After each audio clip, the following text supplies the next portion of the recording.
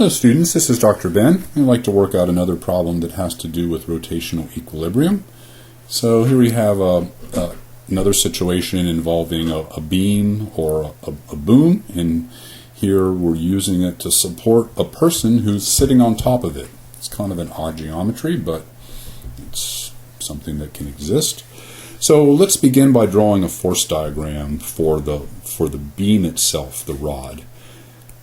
So the person is sitting on the beam, and so the beam exerts a normal force on the person, so the person exerts a normal force on the beam that's going to point in the downward direction.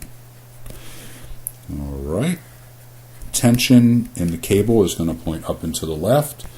We'll assume that the beam is massless, although we're not given that, but we're not given the numbers, so we pretty much have to assume that. And then we would have our reaction forces at the pivot, but like usual, they exert no torque because their lever arms are equal to 0. So when we apply the rotational equilibrium,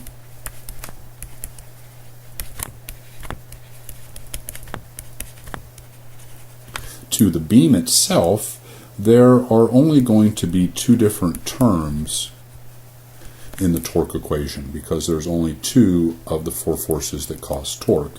So if the net torque is equal to 0, then for our particular case we're going to have the torque produced by the normal force plus the torque produced by the tension will equal 0. Alright, so the torque produced by the normal force is going to be negative because it causes a clockwise rotation.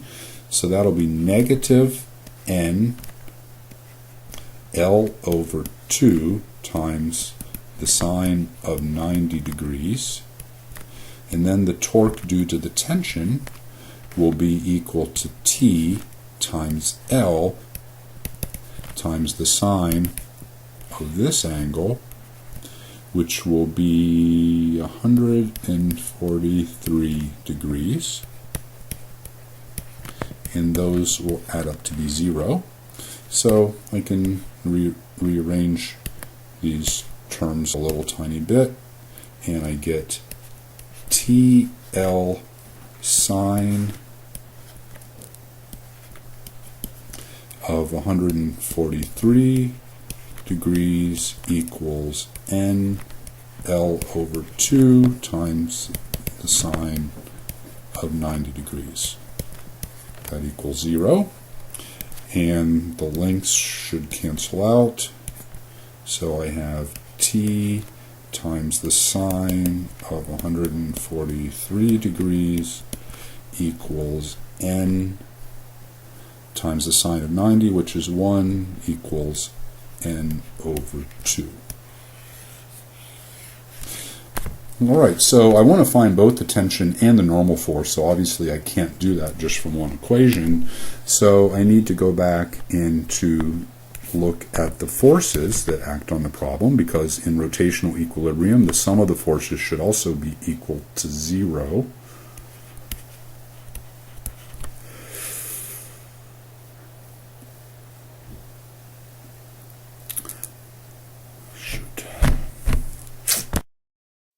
So the forces that act on the person in the y direction need to add up to 0. And so if we would draw a force diagram for the person, we would have the tension pointing up, the normal force that the bar exerts on the person pointing up, and the weight pointing down. So therefore I would have the tension plus the normal force minus the weight equals 0. And so now I think I see how to finish this problem because we have two equations and two unknowns. So let's solve the previous equation for the tension. Well, let's solve it for the normal force. The normal force would equal the weight minus the tension. And then if I plug that into my expression from the rotational equilibrium, I will have T times the sine of 143 degrees is equal to 1/2 of the normal force, which is the quantity mg minus t. And so now I can do a little bit of algebra. T times the sine of 143 degrees is equal to negative 1/2 t plus mg over 2.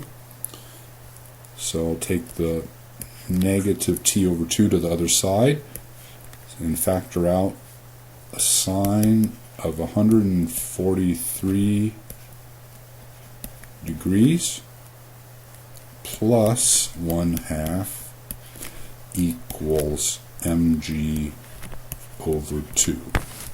So therefore the tension is going to equal mg, which we were given as, I believe it was 600 newtons.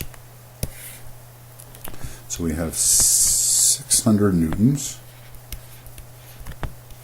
divided by 2, and then in the denominator we have the sine of 143 degrees plus 0.5.